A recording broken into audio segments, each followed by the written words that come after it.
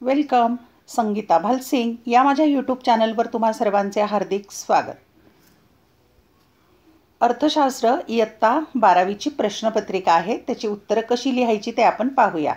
Board परीक्षेचा शनिवार दिनांक 19/3 म्हणजे 19 मार्चला झालेला या वर्षीचा हा पेपर आहे आणि विषय आहे अर्थशास्त्र इयत्ता 12वी.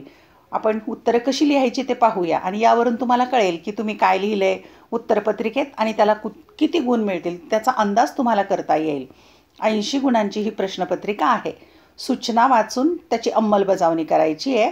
1. सर्व प्रश्न सोडविणे अनिवार्य. अनिवार्य म्हणजे आवश्यक आहे. सगळे प्रश्न सोडवायचे, कोणताच ठेवायचा नाही.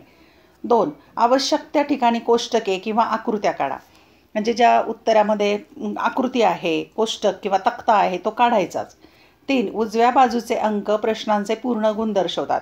प्रश्नपत्रिकेत उजव्या बाजूला जे अंक दिलेले आहेत ते गुण आहेत. 4. सर्व मुख्य प्रश्नांची उत्तरे नवीन पानांवर लिहावीत.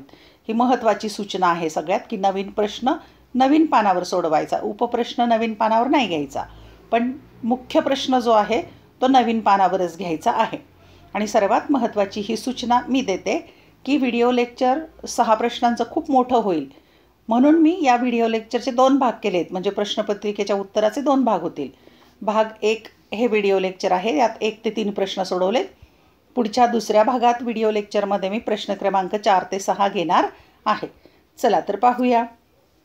आपण भाग 1 मध्ये 3 प्रश्न सोडवणार आहोत. त्यातला पहिला प्रश्न आहे 20 गुणांचा, वस्तुनिष्ठ प्रश्न आहे 20 गुणांचा आणि त्यामधला प्रश्न आहे सहसंबंध पूर्ण करा.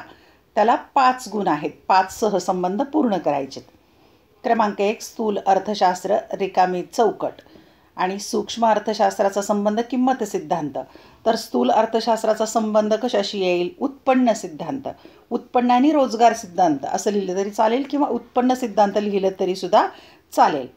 यानंतर क्रमांक 2 प्रत्यक्ष मागणी अन्नधान्य व भ्रमणध्वनीची असते, त्याचा सहसंबंध. तर इथे रिकामी चौकट आहे भूमी व श्रम. भूमी आणि श्रमाची मागणी असते अप्रत्यक्ष, म्हणून त्या चौकटीत उत्तर येईल दुसरं अप्रत्यक्ष किंवा परोक्ष मागणी. अप्रत्यक्षला शब्द आहे दुसरा परोक्ष, हे लक्षात घ्या. दोन्हीपैकी कोणता एक शब्द लिहा. 3 संपूर्ण लवचिक मागणी.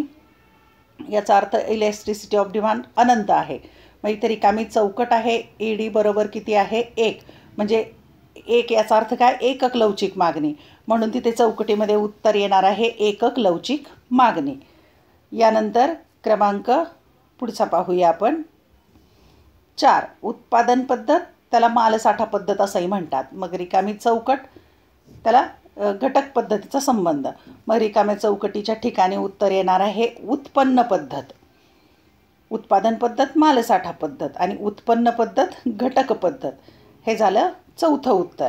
आता आपण 5वा क्रमांक पाहूया. वैयक्तिक उत्पन्न कर रिकामी चौकट. वस्तू सेवा कर GST म्हणतात त्याला, अप्रत्यक्ष कर आहे. मग वैयक्तिक उत्पन्न कर आहे तो प्रत्यक्ष कर आहे. तिथे चौकटीमध्ये प्रत्यक्ष कर उत्तर लिहायचं. वरती जागा छोटी आहे म्हणून खाली उत्तर घेतलेलं आहे. 5ची 5 उत्तरे आपण सोडवली आहेत. आता पाहूया पुढचा प्रश्न. पहिल्यातलाच आता ब प्रश्न आहे. आर्थिक पारिभाषिक शब्द लिहा 5 गुणांच्यासाठी. 1 उपभोक्त्याकडून उपभोग घेतलेल्या वाढीव वस्तूपासून मिळालेली उपयोगिता. त्याचं आर्थिक पारिभाषिक शब्द किंवा अचूक उत्तर आहे सीमांत उपयोगिता. क्रमांक 2 किंमत स्थिर असताना इतर परिस्थितीतील बदलांमुळे मागणीत घट होते. किंमत स्थिर पण इतर परिस्थितीमध्ये बदल होतो म्हणून मागणी कमी झालेली आहे किंवा घट, त्याला मागणीतील ऱ्हास असे म्हणतात. वरती उत्तर घेतलंय मी जागा नसल्याने. क्रमांक 3 प्रत्येक नगसंख्येच्या विक्रीनंतर मिळणारी प्राप्ती, त्याला म्हणायचं आहे सरासरी प्राप्ती. क्रमांक 4 असा कालावधी की ज्यात उत्पादनाचे घटक आणि उत्पादनाचा खर्च बदलणे शक्य असते. उत्पादनाचे घटक, उत्पादनाचा खर्च बदलता येतो असा कालावधी, त्या काळाला दीर्घकाळ असं म्हणतात. क्रमांक 5 दिलेल्या वर्षात देशाच्या भौगोलिक सीमारेषेच्या आत उत्पादित होणाऱ्या अंतिम वस्तू व सेवांचे बाजारभावानुसार येणारे मूल्य, त्याला म्हणतात स्थूल देशांतर्गत उत्पादन म्हणजेच GDP म्हणतात. ग्रॉस डोमेस्टिक प्रोडक्शन, स्थूल देशांतर्गत उत्पादन. अशा प्रकारे 5 पारिभाषिक शब्द 5 गुणांच्यासाठी सोडवले. यानंतर प्रश्न क्रमांक पहिल्यातलाच क आहे. खालील विधाने पूर्ण करा. 5 गुणांच्यासाठी आहे. 1. संपूर्ण अर्थव्यवस्थेचा अभ्यास करणारे शास्त्र. इथे उत्तर लिहायचं आहे. पर्याय आहे सूक्ष्म अर्थशास्त्र, स्थूल अर्थशास्त्र, अर्थमिती, नैसर्गिक अर्थशास्त्र. यापैकी अचूक उत्तर आहे स्थूल अर्थशास्त्र. पूर्ण वाक्यात लिहायचं. संपूर्ण अर्थव्यवस्थेचा अभ्यास करणारे शास्त्र स्थूल अर्थशास्त्र. 2. किमतीतील बदलापेक्षा जेव्हा मागणीतील बदलाचे प्रमाण कमी असते तेव्हा असणारा मागणी वक्र. उत्तर इथे लिहायचं आहे. पर्याय पसरट, तीव्र उताराचा, आयताकृती परिवलयाचा, समांतर. आणि याचं अचूक उत्तर आहे तीव्र उताराचा.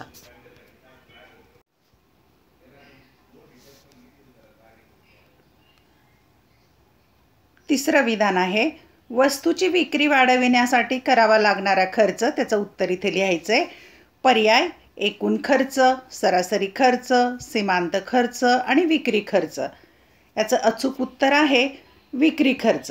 वस्तूची विक्री वाढवण्यासाठी करावा लागणारा जो खर्च आहे त्याला विक्री खर्च असे म्हणतात. पुढचं विधान पाहूया आपण. क्रमांक 4. महसुली उत्पन्न आणि महसुली खर्चाचा समावेश असणारे अंदाजपत्रक. इथे उत्तर लिहायचं आहे. पर्याय आहेत भांडवली अंदाजपत्रक, शासकीय अंदाजपत्रक, महसुली अंदाजपत्रक, कौटुंबिक अंदाजपत्रक. आणि याचं अचूक उत्तर आहे महसुली अंदाजपत्रक. क्रमांक 5.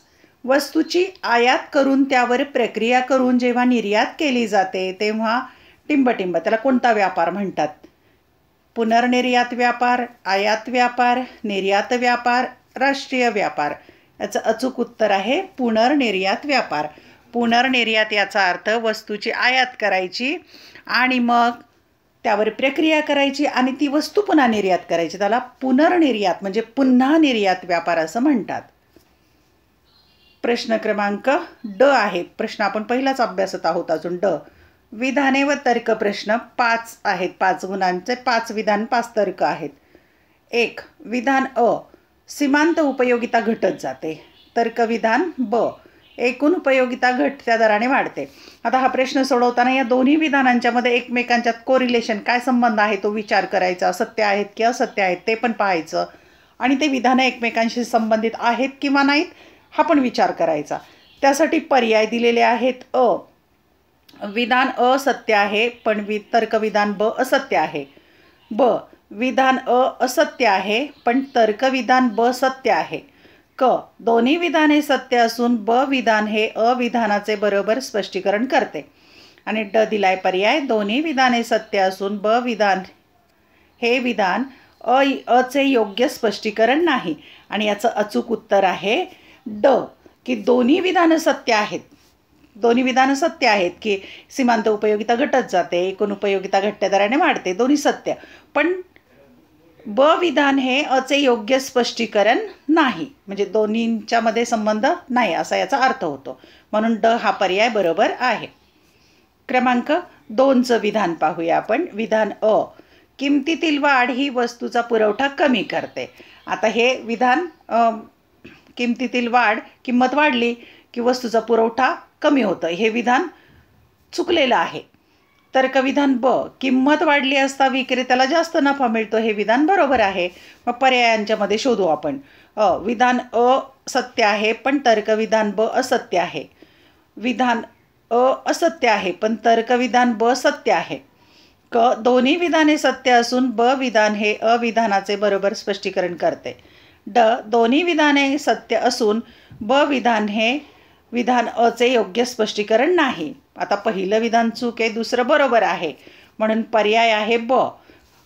आणि दोन्हीमध्ये कोरिलेशन काही नाही आहे. क्रमांक 3चं विधान पाहूया आपण. अ. निर्देशांकाच्या रचनेत सर्व घटकांचा समावेश होतो. तर्कविधान ब. निर्देशांक हा नमुन्यावर आधारित आहे. पर्याय अपर्याय. विधान अ सत्य आहे पण तर्कविधान ब असत्य आहे. ब. विधान अ असत्य आहे पण तर्कविधान ब सत्य आहे.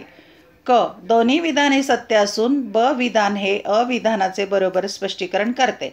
ड. दोन्ही विधाने सत्य असून ब विधान हे विधान अचे योग्य स्पष्टीकरण नाही. याचं अचूक उत्तर आहे ब. म्हणजे विधान अ असत्य आहे, म्हणजे पहिलं जे विधान आहे चुकीचं आहे आणि तर्कविधान ब सत्य आहे, म्हणून याचा पर्याय ब बरोबर आहे. क्रमांक 4 पाहूया आपण. विधान नाणे बाजारामुळे रोख रकमेचा वापर काटकसरीने होतो. तर्कविधान ब नाणे बाजार पैशाचे जवळचे पर्याय असलेल्या वित्तीय साधनांशी संबंधित नाही. पर्याय विधान सत्य आहे पण तर्कविधान ब असत्य आहे. ब विधान असत्य आहे पण तर्कविधान ब सत्य आहे. क दोन्ही विधाने सत्य असून ब विधान हे अविधानाचे बरोबर स्पष्टीकरण करते. ड दोन्ही विधाने सत्य असून ब विधान हे विधान अचे योग्य स्पष्टीकरण नाही. याचं अचूक उत्तर आहे म्हणजे विधान सत्य आहे पण तर्कविधान ब जे आहे ते असत्य किंवा चुकीचं आहे. क्रमांक 5. विधान आंतरराष्ट्रीय व्यापारामुळे श्रम विभागणी व विशेषीकरणाला चालना मिळते, हे बरोबर आहे. तर्कविधान ब भारताचा राष्ट्रीय व्यापार वाढत नाही, हे विधान चूक आहे. पर्याय विधान असत्य आहे पण तर्कविधान ब असत्य आहे. ब विधान असत्य आहे पण तर्कविधान ब सत्य आहे. क दोन्ही विधाने सत्य असून ब विधान हे अविधानाचे बरोबर स्पष्टीकरण करते. ड दोन्ही विधाने सत्य असून ब विधान हे विधान अचे योग्य स्पष्टीकरण नाही. आणि याचं अचूक उत्तर आहे पर्याय की विधान सत्य आहे पण तर्कविधान ब असत्य आहे. हा झाला पहिला प्रश्न. आता आपण दुसऱ्या प्रश्नाकडे वळूया. प्रश्न क्रमांक 2 आहे. तसा प्रश्न जो आहे दुसरा तो एकूण 12 मार्काचा आहे. आणि ब त्यातला आहे तो 6 गुणांचा आहे. खालील उदाहरणांच्या आधारे संकल्पना ओळखून ती स्पष्ट करा.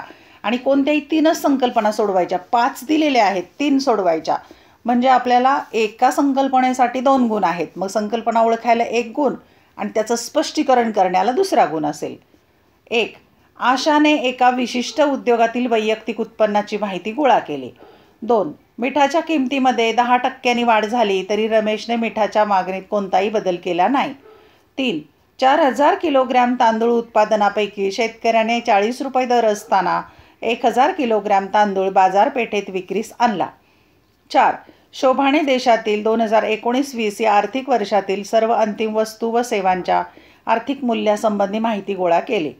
5. ल्युसीने 1 वर्ष कालावधीसाठी 1,00,000 रुपये बँक ऑफ इंडियाच्या शाखेत एक रकमी भरणा केला. आता याची संकल्पना कोणती आहे आणि ती कशी ओळखायची, त्याचं उत्तर काय लिहायचं, ती स्पष्टीकरण आपण करूया. पहा, पहिली संकल्पना आहे आशाने एका विशिष्ट उद्योगातील वैयक्तिक उत्पन्नाची माहिती गोळा केली. मग उत्तरामध्ये उदाहरणातील संकल्पना लिहायची. सूक्ष्म अर्थशास्त्र म्हणजेच वैयक्तिक घटकाचा अभ्यास. आणि मग ही संकल्पना आपण स्पष्ट करूया, सूक्ष्म अर्थशास्त्राची संकल्पना. मग लिहायचं संकल्पनेचे स्पष्टीकरण, याला 1 गुण आणि संकल्पना ओळखायला 1 गुण. अर्थव्यवस्थेतील एखाद्या विशिष्ट घटकाचा स्वतंत्रपणे केलेला अभ्यास म्हणजे वैयक्तिक घटक अभ्यास होय. उदाहरणार्थ सूक्ष्म अर्थशास्त्रात विशिष्ट उद्योगाचा वैयक्तिक उत्पन्नाचा केलेला अभ्यास.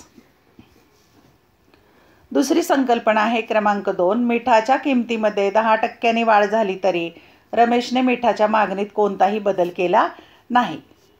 उदाहरणातील संकल्पना आहे संपूर्ण अलौकिक मागणी. जीवनावश्यक वस्तूंची मागणी असते अलौकिक, न बदलणारी, ताठर.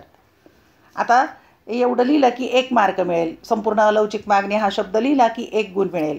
आणि त्याचं स्पष्टीकरण करायचं आहे. मात्र स्पष्टीकरणाला 1 गुण आहे की ED बरोबर 0 म्हणजे शून्य लवचिकता, अलौकिक. किमतीमध्ये कितीही शेकडा बदल झाला तरी मागणीत कोणताच बदल होत नाही तेव्हा त्याला संपूर्ण अलौकिक मागणी किंवा ताठर मागणी म्हणतात. मिठाच्या किमतीत 10% वाढ झाली तरी कोणताही बदल होत नाही मागणीमध्ये. मागणीची किंमत लवचिकतेचं सूत्र आहे मागणीची किंमत लवचिकता बरोबर अंशस्थानी मागणीतील शेकडा बदल छेद किमतीतील शेकडा बदल. आणि सूत्र लिहायचं आहे तेच, मागणीची किंमत लवचिकता पर्सेंटेज डेल्टा म पर्सेंटेज डेल्टा क, तेच सूत्र आहे. मागणीची किंमत लवचिकता किती आहे? मागणीत बदल झाला नाही, किमतीत बदल झाला, 0 लवचिकता, अलौकिक. मागणीची किंमत लवचिकता 0. व्यवहारात ही परिस्थिती कमी प्रसंगी आढळते. उदाहरणार्थ मिठाला, दुधाला असलेली मागणी अलौकिक असते. यानंतर तिसरी संकल्पना आहे 4,000 किलोग्रॅम तांदूळ उत्पादनापैकी शेतकऱ्याने 40 रुपये दर असताना 1,000 किलोग्रॅम तांदूळ बाजारपेठेत विक्रीस आणला. त्याचं उत्तर आहे उदाहरणातील संकल्पना पुरवठा. इथे 1 गुण मिळेल आणि त्याचं स्पष्टीकरण करायचं, पुरवठ्याचं स्पष्टीकरण करायचं आपल्याला. आता संकल्पनेचे स्पष्टीकरण. विशिष्ट वेळी विशिष्ट किमतीला साठ्यातील जो भाग प्रत्यक्ष बाजारात विक्रीसाठी आणला जातो त्यास पुरवठा असे म्हणतात. पुरवठ्याचा संबंध वस्तूच्या नगसंख्येशी असून विशिष्ट काळात विशिष्ट किमतीला विक्रेत्याची वस्तू विकण्याची इच्छा आणि तयारी असते हे स्पष्ट होते. उदाहरणार्थ, समजा शेतकऱ्याने 4,000 किलोग्रॅम तांदळाचे एकूण उत्पादन केले. तो त्याचा साठा होय.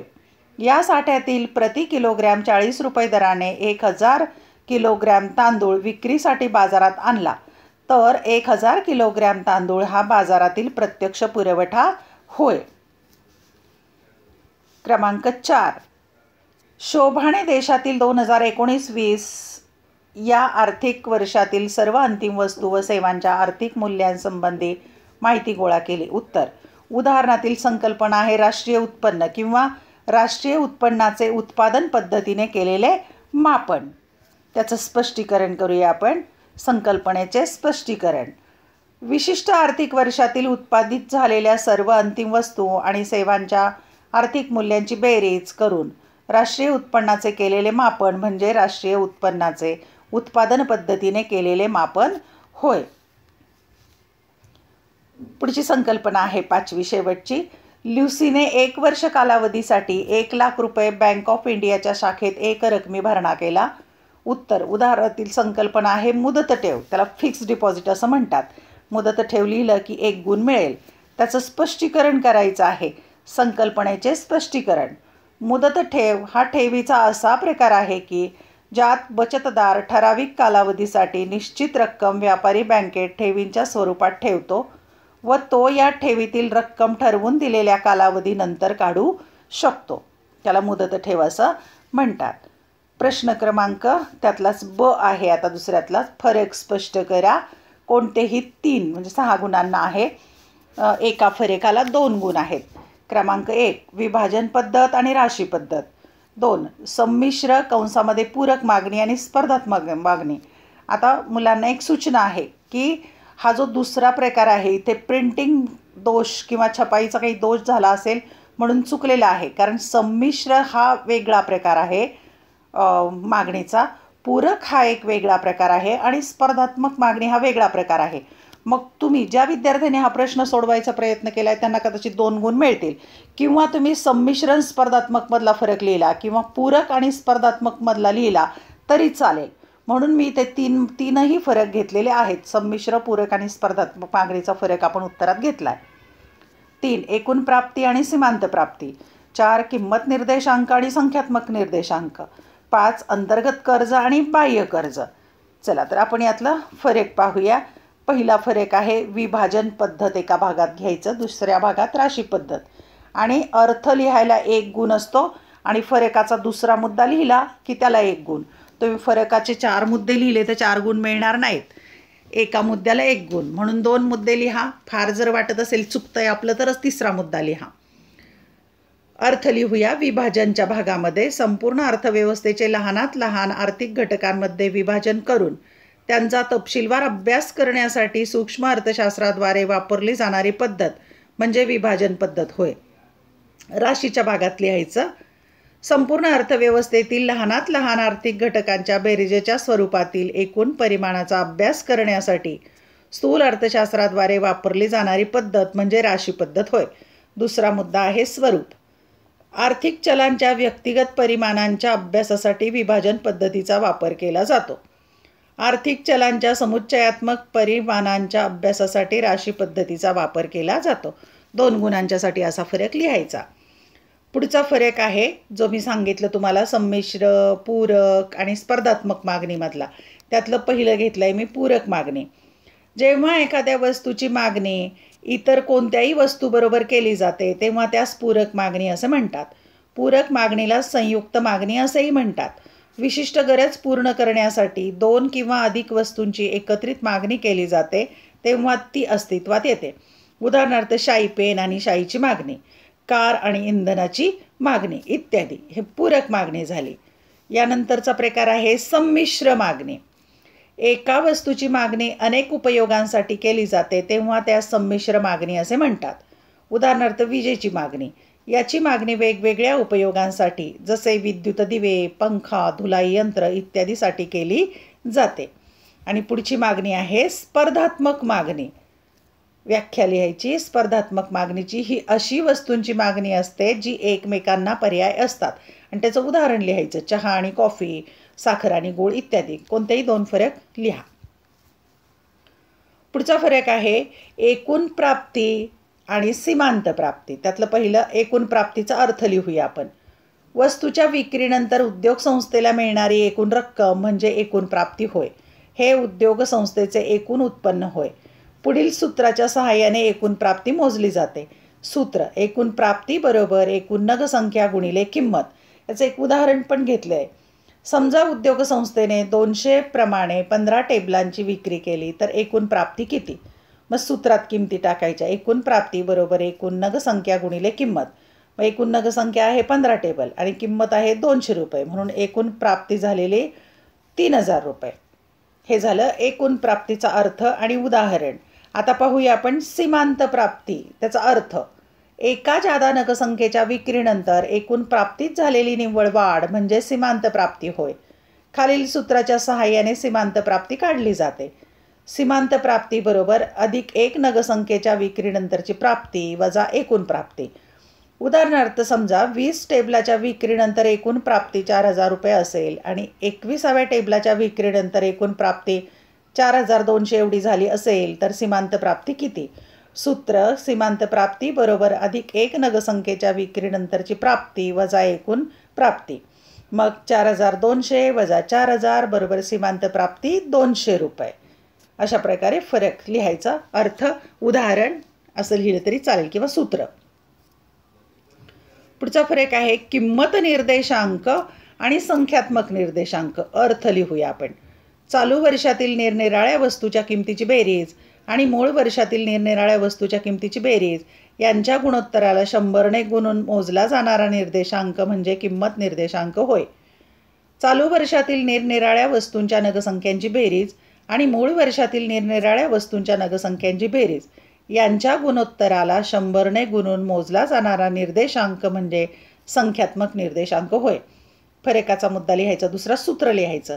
किंमत निर्देशांक बरोबर समेशन P1 छेद समेशन P0 गुणिले 100. संख्यात्मक निर्देशांक बरोबर समेशन Q1 छेद समेशन Q0 गुणिले 100 असं सूत्र लिहायचं दोन्हीचं. पुढचा 5वा शेवटचा फरक आहे अंतर्गत कर्ज आणि बाह्य कर्ज.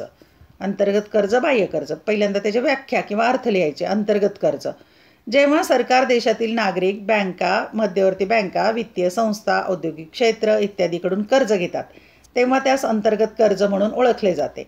2. बाह्य कर्ज जेव्हा सरकार परकीय देशातील सरकार, परदेशी बँका किंवा संस्था, आंतरराष्ट्रीय संस्था जसे नाणेनिधी, जागतिक बँक इत्यादीकडून कर्ज घेते ते बाह्य कर्ज म्हणून ओळखले जाते.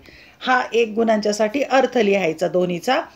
आणि हे जे पुढे फरकाचे 4 मुद्दे दिले त्यातला कुठलाही एक लिहिला तरी चालेल. दुसरा मुद्दा अंतर्गत कर्जाच्या भागामध्ये एक आहे देशाच्या अंतर्गत अर्थव्यवस्थेत उभारले जाते. देशातील अर्थव्यवस्थेतून देशाबाहेरील अर्थव्यवस्थेतून उभारले जातं बाह्य कर्ज. हे ऐच्छिक किंवा सक्तीच्या स्वरूपात असते अंतर्गत कर्ज. आणि बाह्य कर्ज ऐच्छिक स्वरूपाचे असते. हे देशी चलनात असते म्हणजे भारतातलं कर्ज भारतीय चलनात असेल आणि बाह्य कर्ज हे परकीय चलनात असेल. 4. व्यवस्थापनासाठी कमी गुंतागुंतीचं. अंतर्गत कर्ज कमी गुंतागुंतीचं असतं. व्यवस्थापनासाठी अधिक गुंतागुंतीचं असतं बाह्य कर्ज. या 4 पैकी कुठलाही एखादा मुद्दा लिहा, मागची व्याख्या किंवा अर्थ लिहा. प्रश्न क्रमांक 3.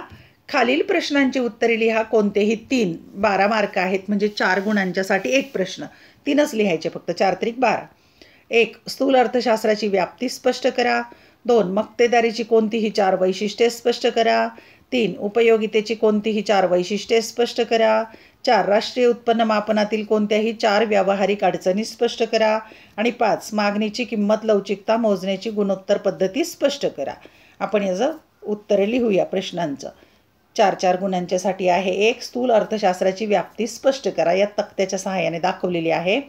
बाणाच्या सहाय्याने उत्पन्न व रोजगार सिद्धांत, सर्वसाधारण किंमत सिद्धांत व भाववाढ, आर्थिक वृद्धी व विकासाचे सिद्धांत, विभाजनाचा समग्र लक्ष्य सिद्धांत आणि उत्पन्न रोजगाराच्या सिद्धांतामध्ये उपभोग फलनाचा सिद्धांत, गुंतवणूक सिद्धांत, व्यापार चक्राचे सिद्धांत याचं स्पष्टीकरण करायचं आहे. व्याप्तीच्या संदर्भात 4 मुद्दे, 4 गुण आहेत पण 4 मुद्दे आले पाहिजेत. 1. उत्पन्न व रोजगार सिद्धांत. स्थूल अर्थशास्त्र राष्ट्रीय उत्पन्न आणि रोजगार पातळी यांच्या निश्चितीचे विश्लेषण करते. तसेच उत्पन्न, उत्पादन, बेरोजगार पातळीतील बदल किंवा चढउतार यांची कारणे स्पष्ट करते. रोजगार पातळी कशी निश्चित केली जाते हे समजून घेण्यासाठी उपभोग फलन आणि गुंतवणूक फलन यांचा अभ्यास करावा लागतो. व्यवसायातील बदलाचे सिद्धांत हा उत्पन्न व रोजगार सिद्धांताचा एक भाग आहे. क्रमांक 2. सर्वसाधारण किंमत पातळी सिद्धांत. स्थूल अर्थशास्त्र सर्वसाधारण किंमत पातळी कशी निश्चित होते आणि त्यातील चढ उताराची कारणे याविषयी विश्लेषण करते. त्यामुळे तेजी व मंदी, सामान्य पातळीमुळे निर्माण होणाऱ्या बदलांचे विश्लेषण करते. तेजी आणि मंदीने निर्माण होणाऱ्या समस्यांमुळे सर्वसाधारण किंमत पातळीचा अभ्यास महत्त्वपूर्ण ठरतो. तिसरा मुद्दा आहे व्याप्तीमध्ये आर्थिक वृद्धी आणि विकासाचे सिद्धांत. स्थूल अर्थशास्त्रात विकसित आणि विकसनशील देशातील आर्थिक वृद्धी व विकासासंबंधित सिद्धांताचा समावेश होतो. त्यात अल्पविकास आणि दारिद्र्य यांची कारणे व कार्यपद्धतीचे स्पष्टीकरण केले जाते. तसेच आर्थिक वृद्धी व विकासाचा वेग वाढविण्याची व्यूहरचना सुचविली जाते. चौथा मुद्दा आहे विभाजनाचा समग्र लक्ष्य सिद्धांत. स्थूल अर्थशास्त्रीय सिद्धांत एकूण राष्ट्रीय उत्पन्नातील खंड, वेतन, व्याज व नफा यांच्याशी संबंधित सापेक्ष भागाशी निगडीत आहे. प्रश्न दुसरा आहे मक्तेदारीची कोणतीही 4 वैशिष्ट्ये, 4च लिहा कारण 4 गुण आहेत, कोणती पण 4 वैशिष्ट्ये लिहा. 1. एकच विक्रेता. मक्तेदारीत वस्तूचा उत्पादक किंवा विक्रेता एकच असल्यामुळे विक्रेत्यांमध्ये स्पर्धा नसते, परंतु ग्राहकांची संख्या जास्त असते. 2. पर्यायी वस्तूंचा अभाव. मक्तेदाराच्या उत्पादनाला जवळचे पर्याय नसतात, त्यामुळे ग्राहकांच्या पसंतीला वाव नसतो. त्यांना मक्तेदाराकडून एकतर वस्तू विकत घ्यावी लागते किंवा वस्तूपासून वंचित राहावे लागते. मक्तेदारीत मागणीची छेदक लवचिकता 0 किंवा नकारात्मक असते. 3. प्रवेशावर निर्बंध. कायदेशीर, नैसर्गिक व तांत्रिक बंधनामुळे इतर स्पर्धकांच्या बाजारातील प्रवेशावर बंधने येतात. 4. बाजार पुरवठ्यावर पूर्ण नियंत्रण. मक्तेदाराचे बाजार पुरवठ्यावर पूर्ण नियंत्रण असते.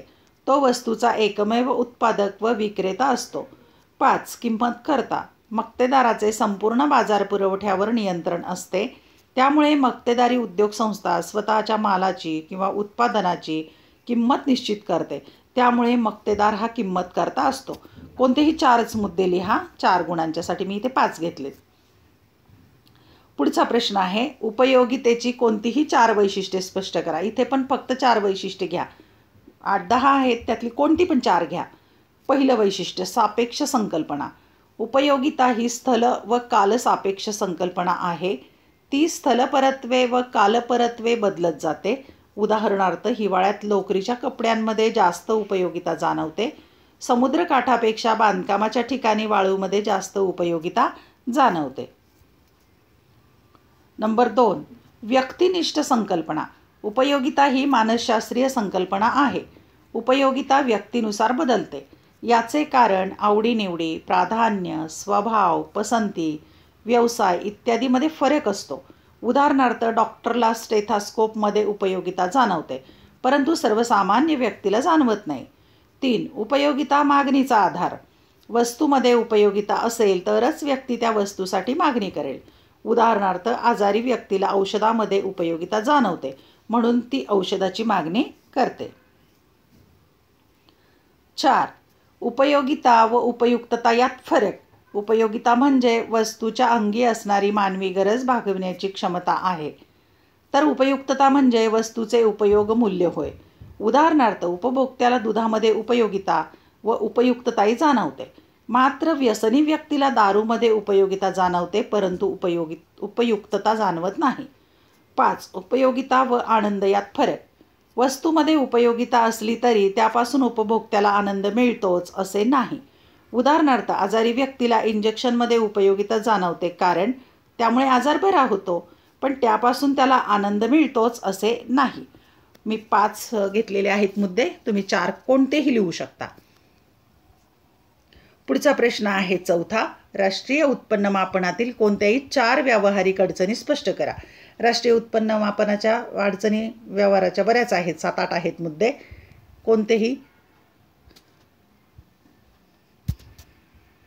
कोणतेही 4 व्यावहारिक अडचणी लिहा, फक्त 4च लिहा 4 गुणांच्यासाठी. 1. दुहेरी गणनेची समस्या. राष्ट्रीय उत्पन्न मोजताना येणारी सर्वात मोठी अडचण म्हणजे दुहेरी गणना. एखादी वस्तू मध्यम आहे की अंतिम आहे हे निश्चित करणे अवघड असल्यामुळे बऱ्याच वस्तूंची गणना दोनदा होण्याची भीती असते. त्यामुळे वास्तविक राष्ट्रीय उत्पन्न अनेक पटींनी अधिक दिसते. उदाहरणार्थ, बेकरीत जे पीठ वापरले जाते त्याला मध्यम वस्तू म्हणून संबोधले जाते, पण तेच पीठ जर कुटुंबाकडून वापरले गेले तर ते अंतिम वस्तू म्हणून गणले जाते.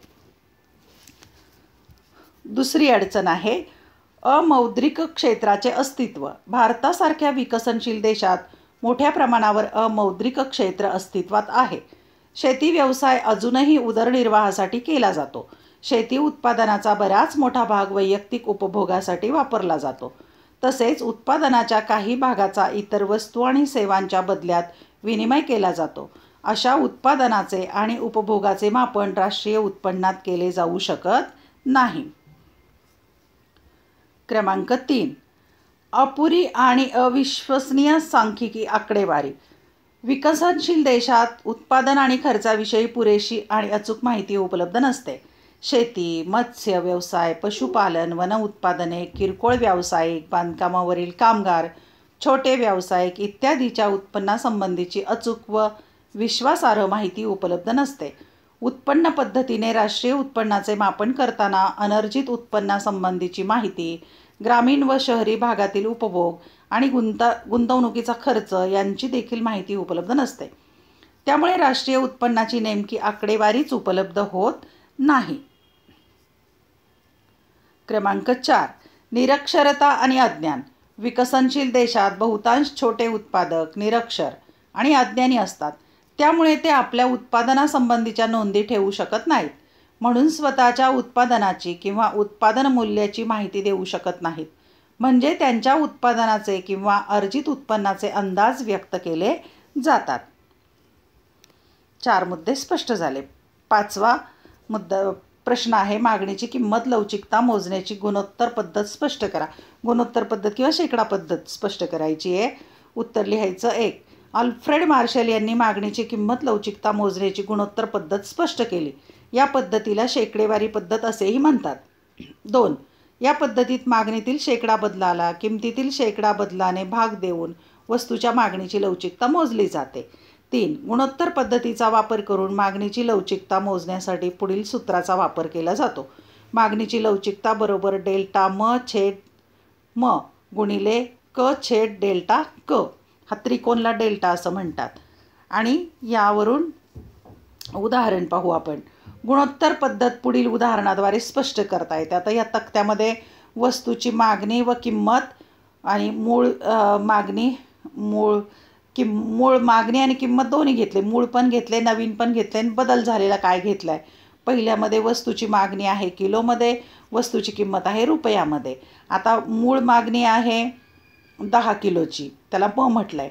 आणि नवीन किती आहे 9 किलोची, तर त्याला म1 म्हटलेलं आहे. आणि किंमत आहे 20 रुपये, तर ती क म्हटलं आहे. आणि बदललेली 25 आहे, तर त्याला क1 म्हटलं आहे. म्हणून बदल काय झालेला आहे इथे 1 किलोचा बदल झाला आहे मागणीमध्ये. म्हणून डेल्टा म1 1 किलोचा बदल झालेला. म1 वजा म. आणि किंमत 5 रुपये वाढली, 25 वरून 25 झाली, म्हणून डेल्टा क1 किंमत बदल झाला. क1 वजा क, ते उत्तर येईल. मग सूत्र घ्यायचं पुन्हा. मागणीची लवचिकतेचं सूत्र घेतलं आपण. डेल्टा म छेद म गुणिले क छेद डेल्टा क. मागणीची लवचिकता ही तर किमती टाकलेल्या आहेत. 1/10 गुणिले 20/5 ह्या सूत्रामध्ये किमती टाकल्या. म्हणून मागणीची लवचिकता हे गुणोत्तर सोडवलं तर 0.4 येईल, 0.4. म्हणून मागणीची लवचिकता कशी आहे, एकापेक्षा कमी, लेस दॅन 1 हे चिन्ह आहे लेस दॅन 1चं, म्हणजेच वरील उदाहरणातील वस्तूची मागणी कमी लवचिक आहे.